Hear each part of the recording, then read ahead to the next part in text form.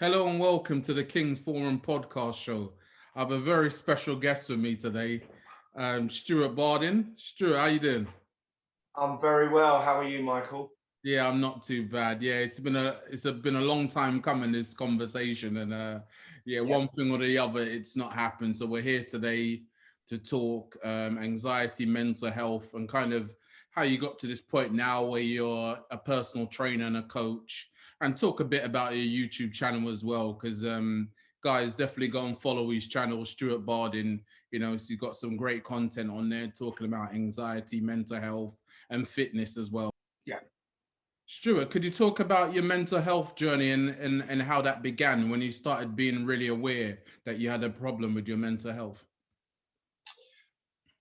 Yeah. I mean, I guess I've had it longer than I can even remember, really. Mm, Honestly, looking back, the thing was I didn't know yeah. I had mental health issues. Um, if I really think about it, it probably started, I remember in my very early 20s, maybe around 23, something like that. But if I really dig into it, there were probably signs of certain things, probably even as a child Definitely. and in primary school and secondary school. Mine would manifest looking back as what I now know as anxiety. So struggling to breathe, hyperventilating, feeling nervous or detached or just very odd. Um, I would have very bad sleeping issues, insomnia Mm, problems, which is a massive mental health yeah. issue, and people don't even realize it and neglect that. Once your sleep pattern or you're not getting enough sleep, you can forget trying to function correctly. It's virtually impossible. So I used to have a lot of issues with that, um, and a kind of overwhelming sadness or uh, just bleakness sometimes. Now this wouldn't be every day of my life.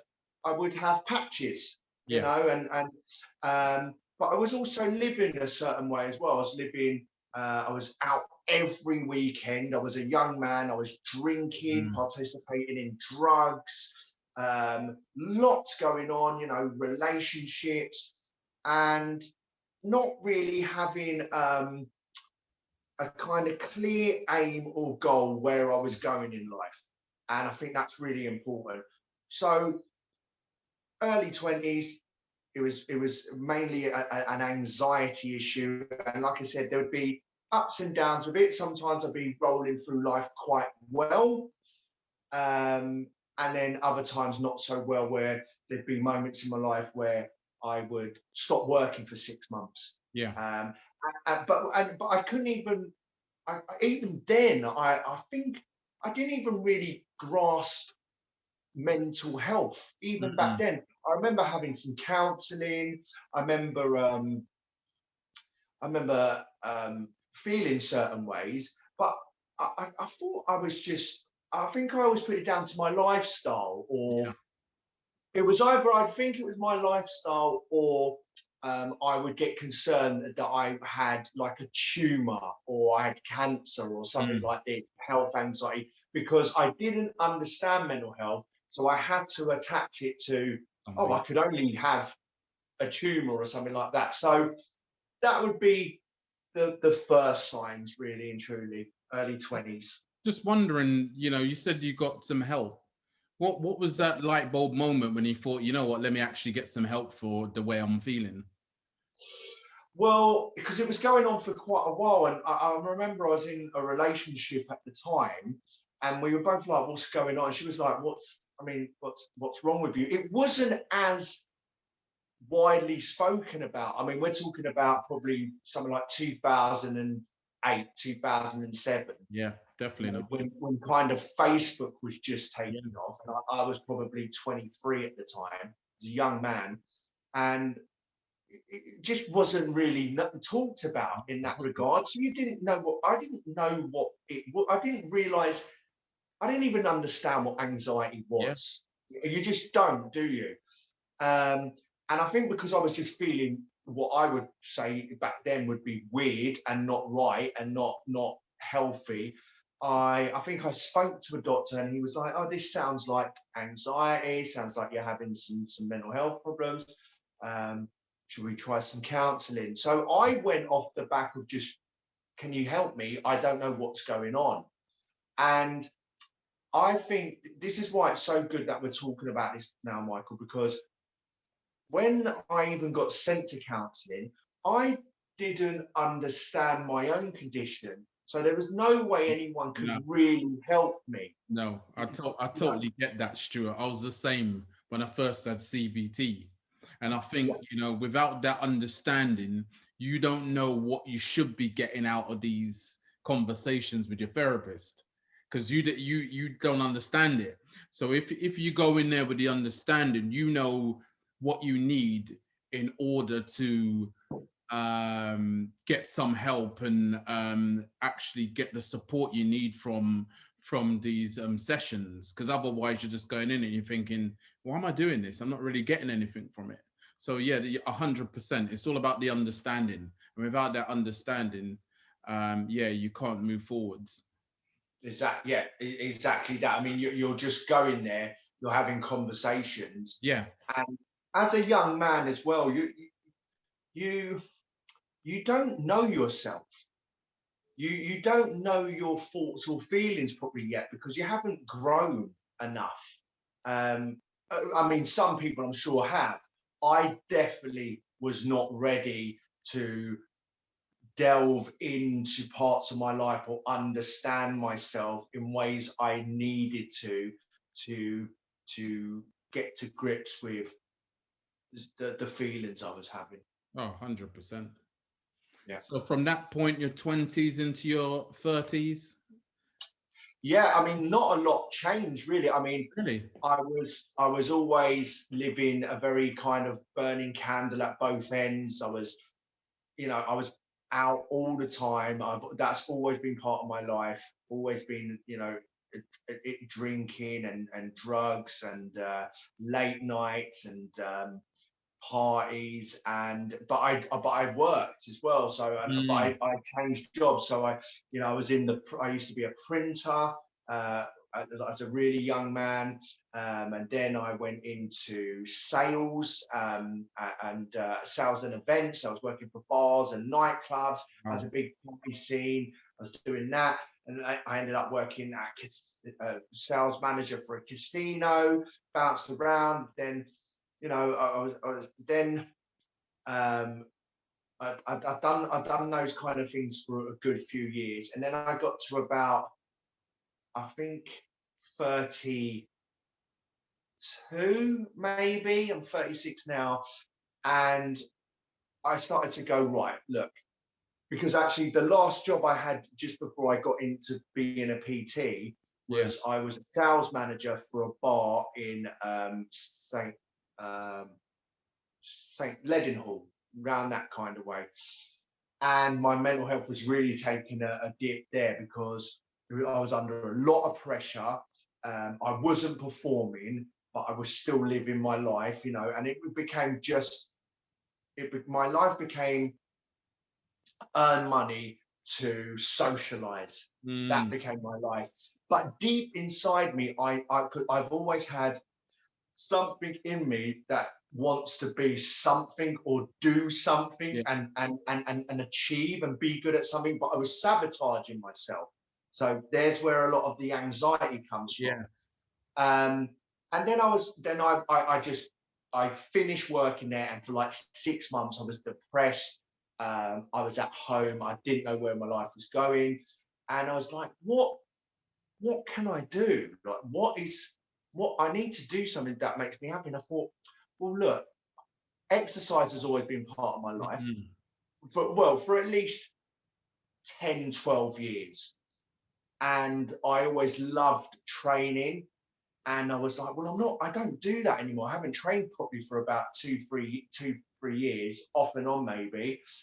And I was like, I need to get back to that because that made me feel good. Mm. And I decided to train as a PT, and I started working out again.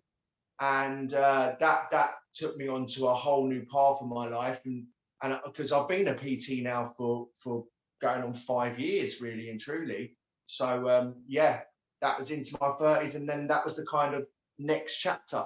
Yeah, just interested. Have you ever looked back and thought how big an impact the drugs and the alcohol had on your mental health, and that kind of partying, that you know, that lifestyle, and getting caught up in that partying every weekend? And did you think about how big an impact, and maybe that was a massive factor into your anxiety and your dropping Yeah. mental health and moods? Yeah, so what I think, I mean, look, if you abuse it, you Mm, will get punished. It alters your mind state, it alters your body.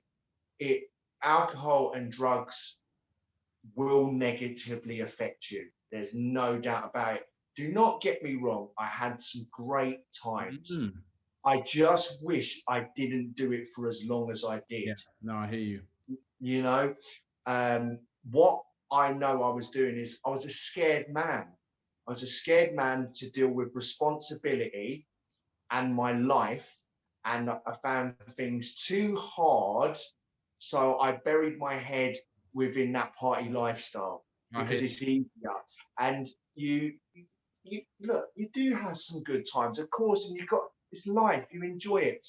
But it did get to points, Michael, where it was overtaking my life, you. where that became what I wanted to do more than anything.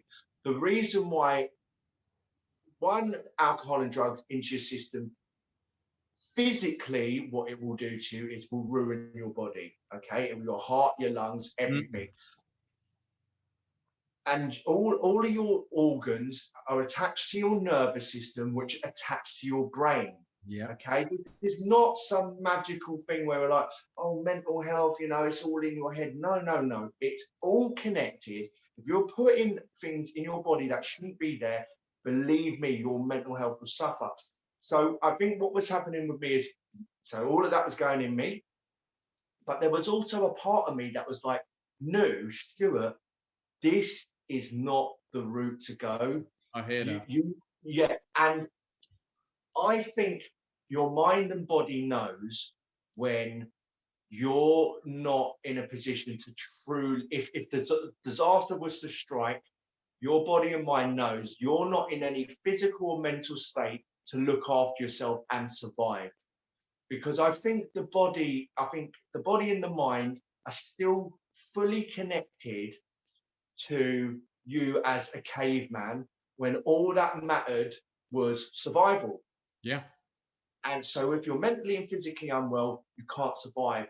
And it sets off that trigger then for that fight or flight mode. And then it just exists in your body. So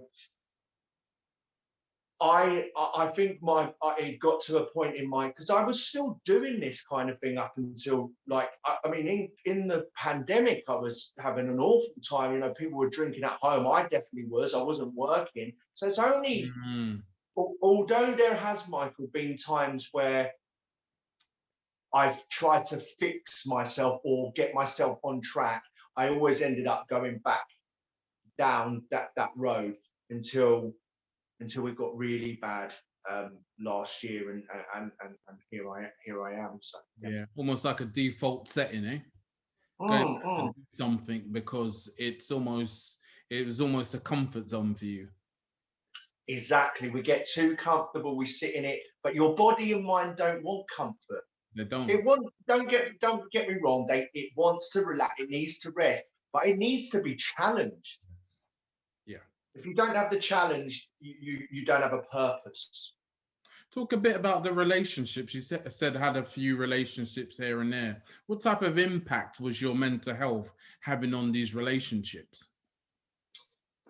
Yeah, so I mean, when you've got mental health, your kind of your moods, your ability, your kind of your moods and your zest for doing things or Mm, being reliable, um, being stable, that kind of goes out the window. You're a bit erratic. Yes. You're kind of selfish, really, because your feelings dictate the day. And don't get me wrong, I had some absolutely fabulous relationships with people who I'm still good. I've got some of my girlfriends I'm still good friends with today.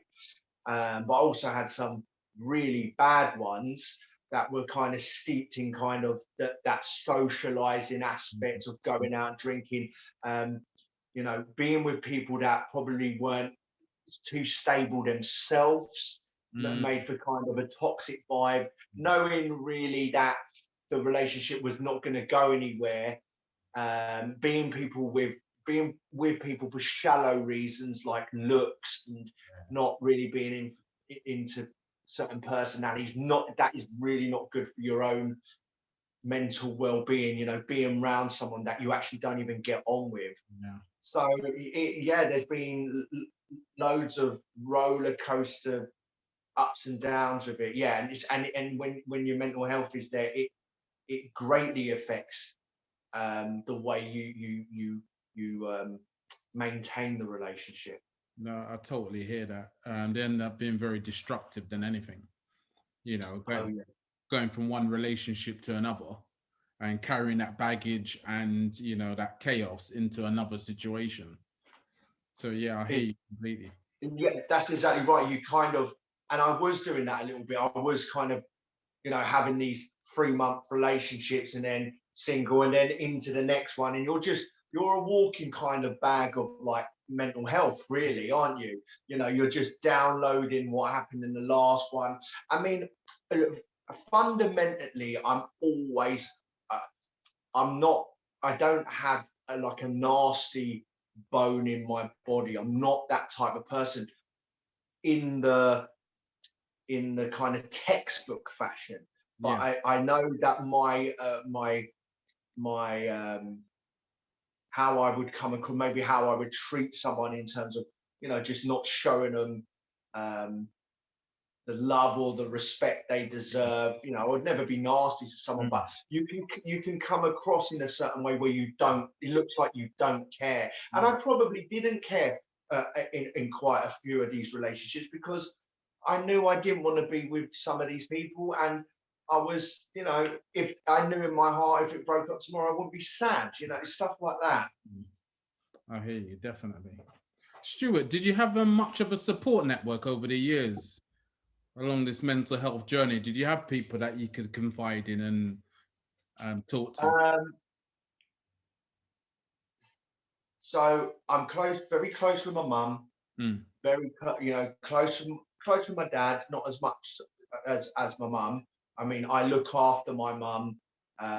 She's disabled and unwell, and we're like this. You know, she looked after me. You know, so I had my mum, but she doesn't really overly. It took a long time for it to sink in what was actually going. What I was going through, and I didn't understand it a lot of the time, and I was in denial as well a lot of the time that sometimes I might have an issue that I needed to fix. She's a lot better than she was, that's for sure, but she will never understand it fully. It's very hard to.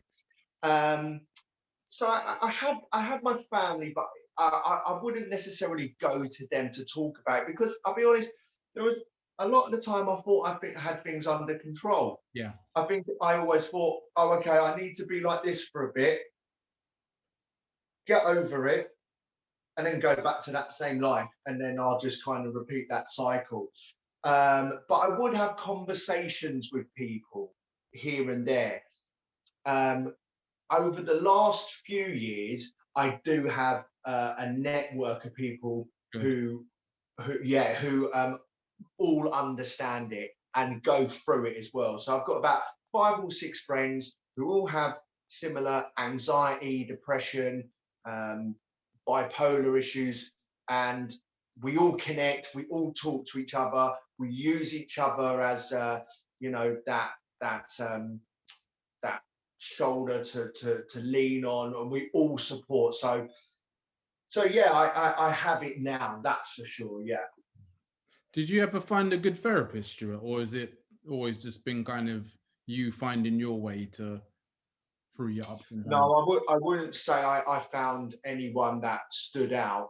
Mm, Um, I I remember, I think I've been in therapy maybe 3 times possibly, and the first time I can barely remember it because again I didn't even know I needed to be in there, or yeah. what was going on. I remember I was at a therapist um, after one of my good, well, it was my best friend, passed away. Really sorry about And yeah, well, he actually suffered with mental health as that. Oh, well. really?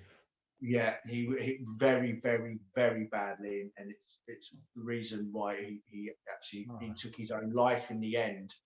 And I know that had, well, I mean, it had such an effect on me because mm, I noticed my behaviour really kind of take a turn for the worst after that, and you don't ever kind of really come to grips with it, I don't think.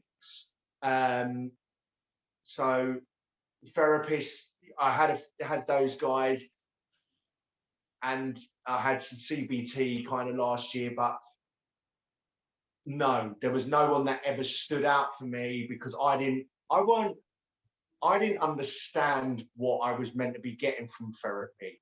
And I don't think it was even explained to me. It yeah. felt like I was having conversations, uh, and I'll never really getting to the bottom of anything I hear because you. I didn't really know. It took me till I got to my mid-30s to start really digging into my own personality and psyche, and bringing things to the forefront of what, why am I feeling like this? You know, I've been my best therapist myself, and actually, no, tell a lie. It's talking to the guys, my support network, but it's also being in the groups, the Facebook groups, Mm, and things like that, where I've really, really just opened my mind. So no, yeah, not therapist wise, no. that's great to know. Yeah, could you talk about kind of the impact personal training has had on you and your mental health? Because I know it's a big deal to you. Yeah, it's so important. It's so important, and I can't talk highly enough about people just doing some sort of exercise, anything, just getting the heart rate up and the lungs open. Nothing. It doesn't have to be. Can you hear that noise? Yeah. Sorry, I don't know. Someone's outside. It's really off-putting. So yeah. So this is the thing. When I became a PT, I actually felt my dopamine levels and serotonin levels kind of just rush through me, and it was just such the correct job for me because I'm good with people, I'm empathetic, I want the best, I love to exercise. So I was just loving life. I found it so easy. I had clients very quickly as soon as I started doing it. I was working on myself as well because I was getting myself into the best shape of my life again, and things like that. And it was so positive. And I'll touch on it briefly, but the thing is, I had, I was making a lot of money, and it was very easy for me, the job. I just it, I loved it. I was getting up at 4 in the morning with no problems, but I was still involved in a certain lifestyle. Mm, I was still involved in this lifestyle and balancing it. And you think you can do it, and I felt like I could for a while. It did impact my sessions at times, if you're going to bed at 6 o'clock in the morning on a Saturday and then you go to work Monday, you're not ready. Especially for people like myself who has anxiety and depression anyway, you're in trouble. So, but exercise. This is the thing. You don't. I didn't even appreciate it myself sometimes until the ability to exercise was taken away from me. mm, So when I got really sick, last year into this year, couldn't exercise, and it really had a hard impact on me. And I always thought I was going to be a certain way forever now. I thought, Yeah. I'm chronically ill. I'm definitely not going to exercise, and it's still a struggle. But the bits that I can do, the small bits I can do, and then when I can really up the intensity of it, it's undeniable what it does for you. Because I think what happens is the body, when it's under stress, it needs to be kind of shook into realizing that it's alive and working. Yeah. And when Definitely. you just so when you just apply some vigorous exercise, and then if you can't do vigorous exercise and you can go for walks, I'm telling you, that will help you. I was at the point at the start of this year where I couldn't do any exercise, so I had to start walking, and that helped. Just walking helped me. Someone that went from, you know, doing what I do in the gym, it's for me, it's the best natural medicine you can give yourself. 100%. No, I agree with all of that, Stu. The exercise has been the biggest thing for me. When I Mm, have those spells of feeling really down and a bit depressed, going for a long walk, a little hit session, some form of exercise, definitely, it yeah. helps. I'm also into my cooking and baking. That really helps as well. A bit of mindfulness, something to focus on, and it just takes our mind off, us. As I said, you said you're an overthinker. I'm an overthinker as well, where we stew these things up in our head and make them to be the biggest thing in the world ever, obstacles Mm. to overcome, and it's actually the tiniest thing. So all these things definitely help. Stu, could you talk about a YouTube channel? Yeah, sure. So it's really become a bit of my passion Mm, now with the YouTube channel. So when I became sick and realised because I've not really worked this year. all right. Yeah, so I'm not even officially back yet, even as we speak this Okay. second. Planning. I've penciled in dates to go back many Yeah. times this year, and physically not being able to do it. So I needed to. I was trying. I was working on myself anyway, because the whole year's just been me trying to get well, Mm, and it's been such a battle. And I was like, it was almost like my body and mind just kind of took me forward. I was like, I need to do something. I need to do something, because I've got nothing. This is just mm, really eating me up.